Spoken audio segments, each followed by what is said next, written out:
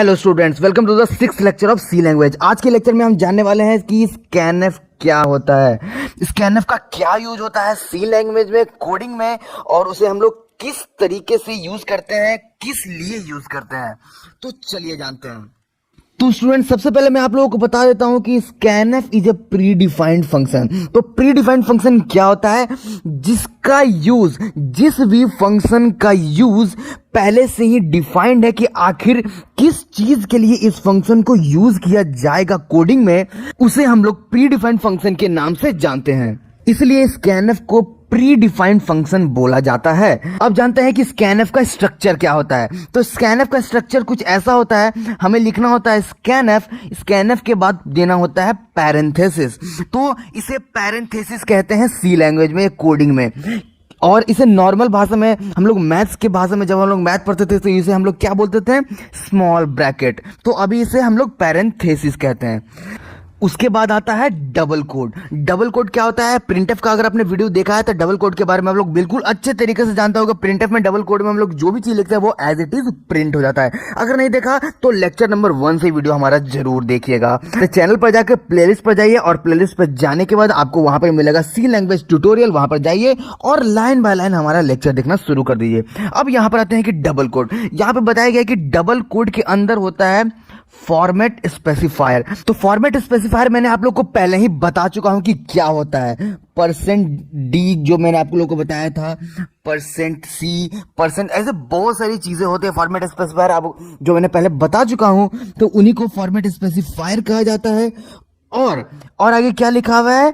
Address variable. मतलब कि जैसे कि इंट एक डेटा टाइप है और इंट में जब हम लोग x लिखते हैं तो इसको कहते हैं वेरिएबल। तो यहां पे हम लोग इस जगह पे हम लोग लिखते हैं x और इस जगह पे हम लोग लिखते हैं %d। तो इससे क्या होता है? इससे लिखने के बाद क्या होता है? जब आप कंपाइल करेंगे तो कंपाइल करने के बाद आपको x का वैल्यू मांगेगा।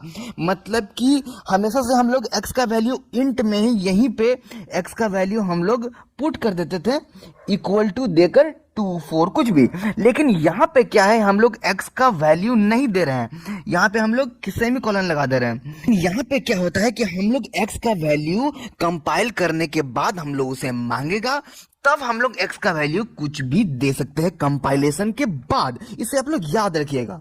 उसके बाद जो भी हम x का वैल्यू देंगे उसे वो अपने तरीके से, मतलब कि जो भी हमने इंस्ट्रक्शन दिया होगा x को प्लस करवाने के लिए या फिर उसका स्क्वायर कराने के लिए, जो भी चीज करने के लिए हम लोग इंस्ट्रक्शन दिया होगा, वहां पे x का वैल्यू 2 यहाँ पे ऐसे 2 प्रिंट हो जाएगा। तो इसका 2 + 2 हो जाएगा तो 4, और इसका 2 × 2 हो जाएगा तो 4। यहाँ पे स्क्वायर आ जाएगा, यहाँ पे हमारा प्लस होके आ जाएगा ऑटोमेटिकली। तो मतलब कि वहां पे हम लोग जो भी इनपुट देंगे, स्क्वायर का वैल्यू देंगे, x का वैल्यू देंगे, वही जाके वहां पर पुट हो जाएगा। अब इसे हम लोग कोडिंग से सीखते हैं। तो स्टूडेंट्स, अब हम आ गए हैं देव C++ में। तो हम इंट टाइप का एक डेटा टाइप लेंगे, इंट, और इसमें कोई भी एक वेरिएबल लेंगे। तो x मैंने ले लिया, ABCD नेम, कुछ भी आप वेरिएबल यहां पर ले सकते हो। अब हमें क्या करना था? स्कैनएफ का हम जैसे पढ़ रहे हैं, स्कैनएफ का यूज हम कैसे करेंगे? तो सबसे पहले हमें प्रिंट होने के बाद तो हम लिखेंगे यहां पे स्कैनएफ, फिर पैरेंथेसिस, फिर डबल कोड, फिर %d। क्यों? यहाँ क्योंकि फॉर्मेट स्पेसिफायर में मैंने आप लोगों को पढ़ाया था कि इंट का जो डेटा टाइप का फॉर्मेट स्पेसिफायर होता है वो %d होता है। फिर यहाँ पे कॉमा और यहाँ पे x। अब यहाँ पे एक बात आती है स्टूडेंट्स कि इतना और इतना, ये दोनों अलग चीज है। फिर से समझिएगा, इतना और इतना, मतलब कि डबल कोड्स के अंदर %d और कॉमा के बाद ये x, ये दोनों अलग चीज है। ये मतलब कि ये समझ लीजिए कि ये रोड के इस साइड है तो ये रोड के इस साइड, मतलब कि ये अगर रोड के लेफ्ट साइड है तो ये रोड के राइट साइड है। एक एग्जांपल में दे रहा हूं। तो और दोनों, और ये जो कॉमा है वो रोड का डिवाइडर है। तो डिवाइडर जो क्या है वो दोनों रोड को डिवाइड भी करता है और कहो तो जोड़ता भी है, कुछ भी हम लोग कह सकते हैं। तो ये जो है कॉमा इन दोनों अलग अलग चीजों को जोड़ती है। ये मैं बहुत इजी तरीके से समझाने की कोशिश कर रहा हूं कि आप समझ पाओ। तो यहां पे रिस्पेक्टिवली होता है, रिस्पेक्टिवली अभी मैं आगे बताऊंगा। तो यहां पे अब ये हो क्या रहा है, तो यहां पे हो रहा है कि परसेंट डी, इंट के लिए परसेंट डी होता है, फॉर्मेट स्पेसिफायर है जो मैंने आपको पढ़ा चुका है। अगर आपने लेक्चर मेरी देख चुकी है तो बहुत अच्छी तरीके से आप समझ पा रहे होगे। तो परसेंट डी और एक्स, जैसे कि मैं इसे कंपाइल करूं तो मुझसे ये वैल्यू मांगेगा, तो मैंने 2 दिया और इसका काम खत्म हो गया, खत्म। क्योंकि मैंने इसे कोई भी इंस्ट्रक्शन नहीं दिया काम करने के लिए। तो मैंने सबसे पहले मैं इसे इंस्ट्रक्शन दूंगा, तो मैं स्क्वायर करने के लिए सब देता हूं, तो मैं दूंगा printf the square of %d is %d, comma x into x। अब इस चीज को आप लोगों को बहुत ही बारीकी से समझना है, क्योंकि ये थोड़ा सा जो बिगिनर्स है उनके लिए थोड़ा सा डिफिकल्ट हो सकता है, बहुत ज्यादा नहीं, बहुत थोड़ा सा। मैं उसे बहुत इजी तरीके से आप लोगों को समझाऊंगा। और मैं यहां पे एक बात और आप लोगों को बता देना चाहता हूं कि ये जो कॉमा है इसे आप एक डिवाइडर मानो। किसमें? %d में, फॉर्मेट स्पेसिफायर में और वेरिएबल में। ये डिवाइडर है, ये इन दोनों को अलग करता है और फिर ये समझ पाता है x में जो भी, मतलब कि %d में जो भी वैल्यू में डालूंगा वो x में जाएगा, वो यहां पे दर्शाता है। तो उम्मीद करता हूं कि आप लोग समझ चुके होंगे। तो और यहां पर तो आप लोग समझ ही गए हो कि द स्क्वायर ऑफ जो है यहां से यहां तक जो द स्क्वायर ऑफ है वो एज इट इज प्रिंट होगा और ये जो इज है वो भी एज इट इज प्रिंट होगा। कभी भी %d as it is print नहीं होता है। जैसे कि अभी मैंने आप लोगों को ऊपर बताया, %d रिस्पेक्टिवली काम करता है। तो रिस्पेक्टिवली का मतलब क्या हुआ कि ये जो पहला %d है, कॉमा के बाद जब ये उधर ये जो कॉमा है इन दोनों को डिवाइड कर रहा है, और ये जो कॉमा है ये वाला, ये इस x को और x इंटू x को डिवाइड कर रहा है। समझिएगा बहुत ही बारीकी से। तो अब होगा क्या, सबसे पहले कोड चलेगा।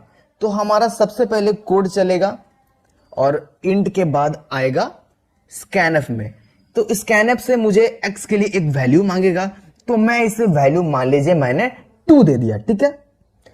2 वैल्यू देने के बाद फिर आएगा प्रिंटफ में, और प्रिंटफ द स्क्वायर ऑफ इसे देखेगा और यहां पे देखेगा %d है, इज %d है। तो %d में पहला वाला %d सबसे पहले वो देखेगा, तो वहां पर देखेगा कि वहां पे x है। पहला %d, पहला x, दूसरा %d, दूसरा, कॉमा के बाद जो है दूसरा चीज है x इंटू x।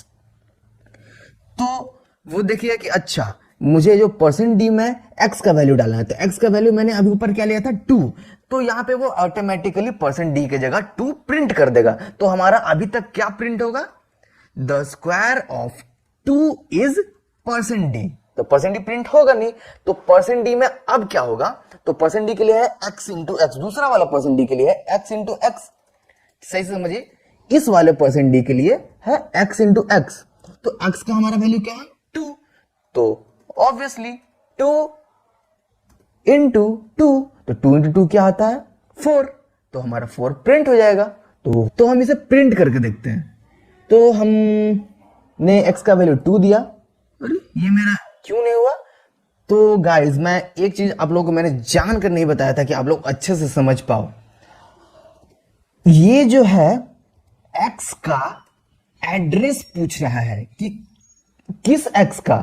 जब तक इसे आप एड्रेस नहीं दोगे तब तक ये जब तक आप लोगों को किसी के घर का एड्रेस पता ही नहीं रहेगा तो आप लोग पहुंच कैसे पाओगे। तो एड्रेस के लिए हम यहाँ पे एम्परसेंड का साइन लगाते हैं, इंग्लिश में इसे एंड कहते हैं, और यहाँ पे इसे हम लोग एम्परसेंड या फिर एड्रेस ऑफ भी बोलते हैं। तो यहाँ पे एड्रेस ऑफ लगाना जरूरी है स्कैनफ में, सिर्फ स्कैनफ में ही इसका जरूरत पड़ता है सी लैंग्वेज में। तो जब हम इसे एड्रेस बता दिए तो ये समझ जाएगा कि मुझे जो वैल्यू जो जाएगा वो इस वाले एक्स में जाएगा। अभी जो एक्स वाई जेड इसको हम लोग हटा देते हैं, इसका कोई भी जरूरत नहीं है। तो यहाँ पे जो ये समझ जाएगा कि ये जो एड्रेस है वो एक्स में जाएगा, तो एक्स में जाएगा। अब कंपाइल हम लोग करेंगे। अब जो हमें एक्स का वैल्यू में आएगा, तो एक्स का वैल्यू मैंने 2 दिया, तो ये देख सकते हो भाई द स्क्वायर ऑफ 2 इज 4, जैसा कि मैंने बताया था।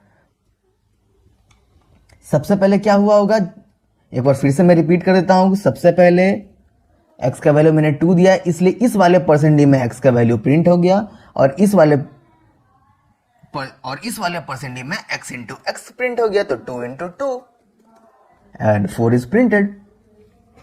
तो अब मैं उम्मीद कर सकता हूं कि आप लोग बहुत ज्यादा अच्छे तरीके से समझ चुके होंगे कि स्कैनफ का यूज आखिर होता क्या है।